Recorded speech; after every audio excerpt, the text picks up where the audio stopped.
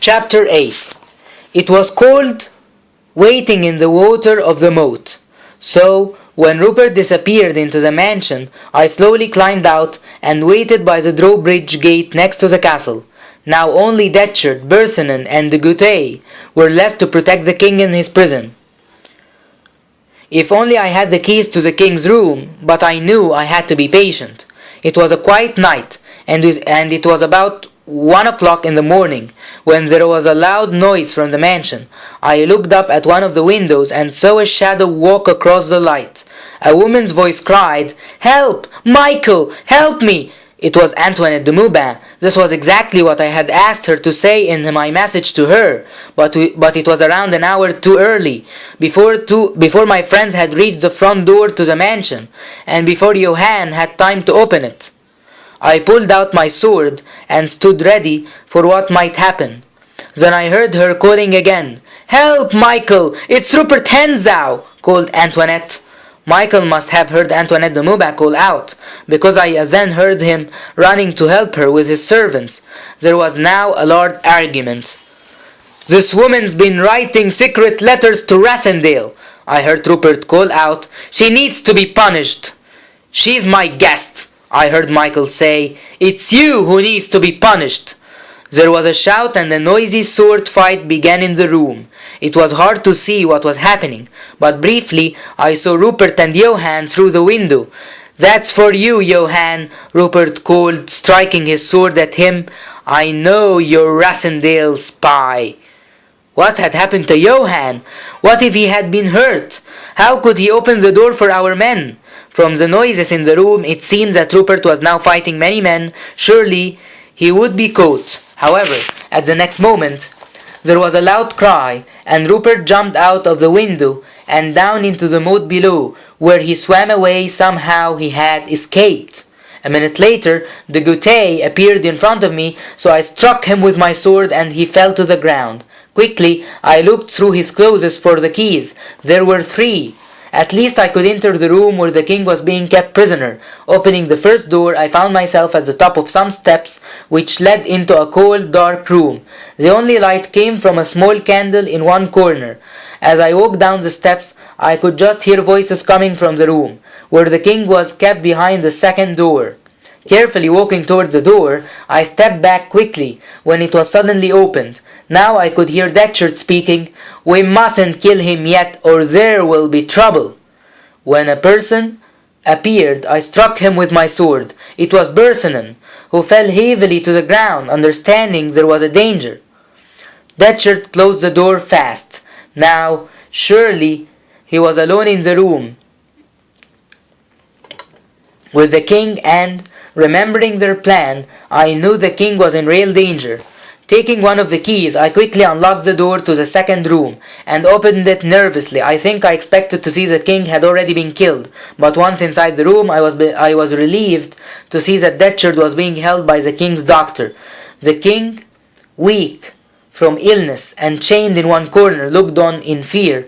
The doctor was too weak to hold Datcherd for long, and before I could help him, Datcherd broke free and killed the poor doctor with his sword. Datcherd turned to me and said, "At last!" I held up my sword, and it was lucky that Datcherd did not have a gun.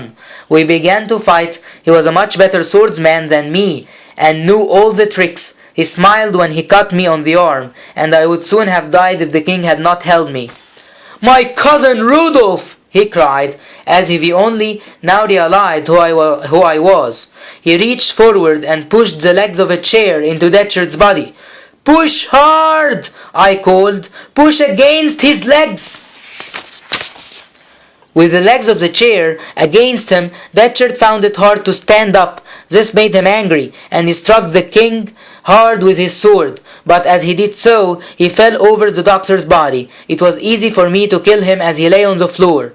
Was the king dead too? I ran to where he lay. How happy I was when the king moaned, so I knew he was alive. But before I could help him, I heard Rupert somewhere outside the king's prison calling out, "Come on, Michael, let's fight!" I tore a piece from my shirt to make a bandage for the cut on my arm, and quietly opening the prison door, I looked out. The drawbridge was now down once more. Rupert stood in the middle of the bridge with his sword, while the door to the mansion at the other end of the drawbridge was guarded by some very frightened-looking servants, as well as Johann, who I was pleased to see was unhurt. Then Antoinette de Maubin angrily called out from behind the servants, "The Duke's dead! You've already killed him!" "Dead!" called Rupert. "That's good. Then I'm your leader now. Put down your weapons and do as I say." Instead of putting down their weapons, however, the servants allowed Antoinette de Maubin to walk onto the bridge, and she was pointing a gun at Rupert. But before she had time to shoot, if indeed she planned to, Rupert once again jumped quickly into the water below the bridge. More loud voices were heard, and I realized that Sapt and his men must have finally arrived at the front door on the other side of the mansion. Feeling confident that the king would be safe, I ran after Rupert and also jumped into the water. He swam faster than I could with my wounded arm, and he quickly swam to where the rope was tied to the tree above the moat. He looked surprised but pleased to see the rope and quickly climbed up. I was perhaps a minute behind him, and once at the top of the rope I could see him running off into the forest. At one stage I saw him look back at me. I thought I saw him waving as if it were a game, as if he knew I would never catch him. We both ran further and further into the forest of Zenda, until I heard another cry. What had Rupert done now? Soon I discovered that he had found a boy riding to market and had quickly pulled him from the horse and taken his place. Rupert was trying to get the boy to be quiet by giving him some money, and this gave me time to catch up with him. "Stop!" I shouted. He looked at me and smiled. "What did you do at the castle?" he asked. "I made sure that you are the last of the 6 men," I told him. "Do you mean that you got inside the king's prison?" he asked with surprise. "I did." "And what happened to the king?" "He was hurt, but he's alive," I told him. "Why didn't you follow my plan?" he said. "We could have worked well together."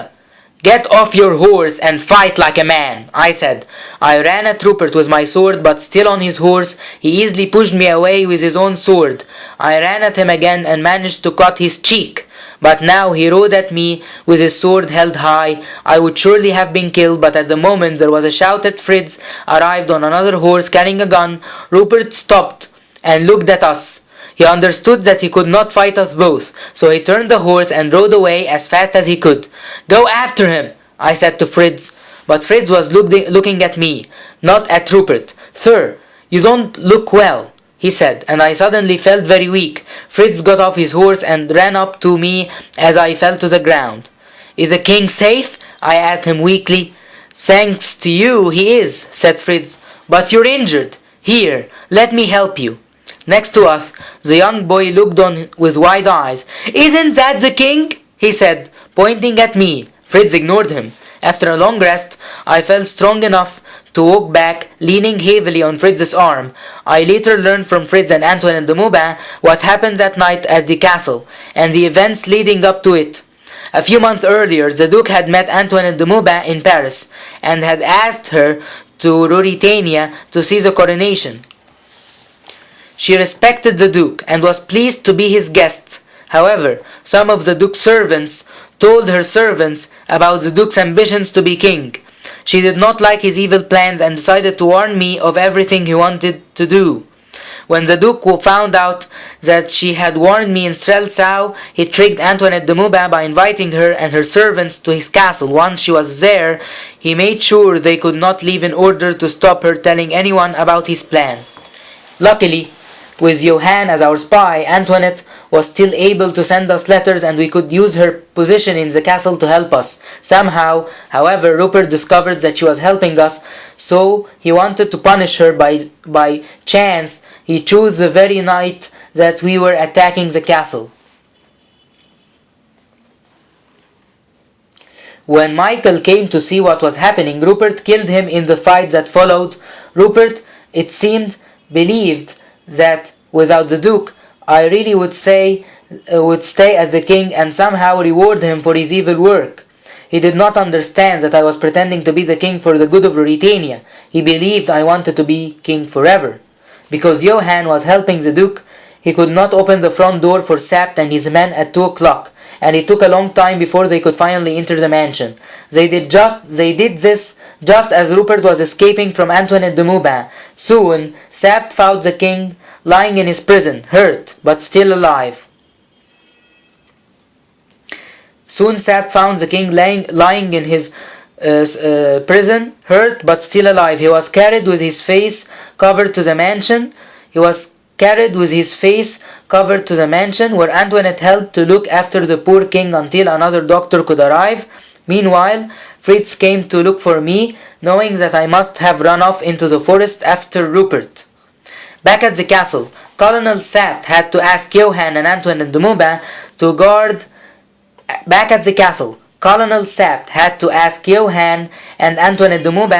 the secret about the real king. His men and the servants thought that the king had been injured while rescuing the prisoner, who had gone after Rupert Hentzau. News was sent to Tarlenheim to tell the princess that the king was hurt but alive, and that she could wait at Tarlenheim for him. The people of Strelsau also heard that the brave king had fought with his brother because he had kept a prisoner in Zenda, who was a friend of the king. The duke had tried to kill the king, who was injured, but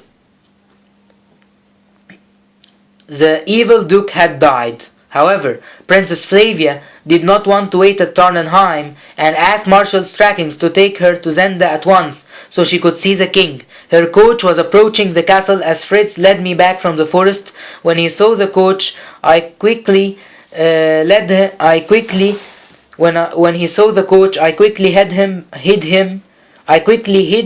behind a tree. But we did not realize that the boy whose horse Rupert had taken had followed us. He was very excited and called out, "Princess, the king's here, behind this tree." We tried to keep the boy quiet, but it was too late. The princess's coach had stopped, and I could see the marshal leaning out of the coach window to talk to the boy. "What you say is nonsense," called Strackings. "The king's injured in the castle." "No, really, he's here. He fought a man who took my horse." At this moment, Sapt rode out of the castle to meet the party. "This boy says the king's over there behind the tree," said Strackings to Sapt with a strange look. "This boy says the king's over there behind that tree," said Strackings to Sapt with a strange look. "No, he's in the castle, behind me," said Sapt with a smile. "No, he's in the castle behind me," said Sapt with a smile. "Please come and see if you don't believe me," said the boy. The smile disappeared from Sapt's face, and he looked worried, before quickly saying, "I'll go." "Let me come too," said the princess. Sapt thought for a moment, then said quietly, "Then come alone." The princess was helped down from the coach. She then walked with Sapt across the grass towards me. I sat down behind the tree, putting my hands over my face. Fritz put his hand on my shoulder. When Princess Flavia saw me, she ran up and cried, "It is you! Are you hurt?" I said nothing. So she looked at Sapt and said, "What's this game you're playing?" "This is not the king," said Sapt quietly. "What do you mean it's not the king?" said the princess. "This is not the king," said Sapt again. "He is the king," cried Flavia. "It is his face. Rudolph, look at me. What's happening?" Looking into her eyes, I said, "Forgive me, madam, I'm not the king." The princess looked surprised and frightened, and I could see she did not know what to say. "Come," Sapt said gently to the princess, "it's time you came into the castle. We have much to discuss." I watched as she walked away. Now my game was nearly at an end. All that day, Fritz and I waited in the forest while the princess stayed in the castle with the king. That night, when it was dark, Fritz led me to the castle, where I stayed unseen in the rooms that had been the king's prison. Johann brought me food and told me what he knew. The king was getting better and had seen the princess with Sapt, and Marshal Strackings had returned to Strelsau. Johann also said that everyone was talking about the strange prisoner of Zenda, and who he could be. Some said he was an English friend of the king's who had heard about the duke's plans. so Duke had locked him up to stop him from speaking to the king. Johann also said that everyone was talking about the strange prisoner of Zenda, and who he could be. Some said he was an English friend of the king's, who had heard about the Duke's plans, so the Duke had locked him up to stop him from speaking to the king. Some said he was an English friend of the king's, who had heard about the Duke's plans, so the Duke had locked him up to stop him from speaking to the king. Later that evening, Fritz came to me and said, "The king wanted to see me." So I went to his room, where he was lying in bed with a doctor next to him. He looked weak and tired, but smiled when he saw me. "Cousin, my friend, you're injured too. We're always the same, you and I." I smiled and bowed down before him. "I want to thank you," he said. "I hope that tomorrow you would come with me to Strelsau and tell everyone about the brave things that you've done, but Sab tells me that this isn't." "Cousin, my friend, you're injured too. We're always the same, you and I." I smiled and bowed down before him. "I want to thank you," he said. "I hope that tomorrow you would come with me to Strelsau and tell everyone about the brave things that you have done, but Sab tells me that this isn't possible." "He's right, sir. My work in your country is complete." "Very well. I will return to Strelsau alone. People know that the king was injured, so they won't be surprised to see me looking a little different. But you've taught me something, Cousin Rudolph. You've shown me what a true king should be," he said. "I would happily help you again, sir," I said, and I meant it, thinking that perhaps I would need to. Nobody knew where Rupert had disappeared to, and the thought of the man who had almost beaten me still makes my heart beat louder in my chest. Nobody knew where Rupert had disappeared to, and the thought of the man who had almost beaten me still makes my heart beat louder in my chest.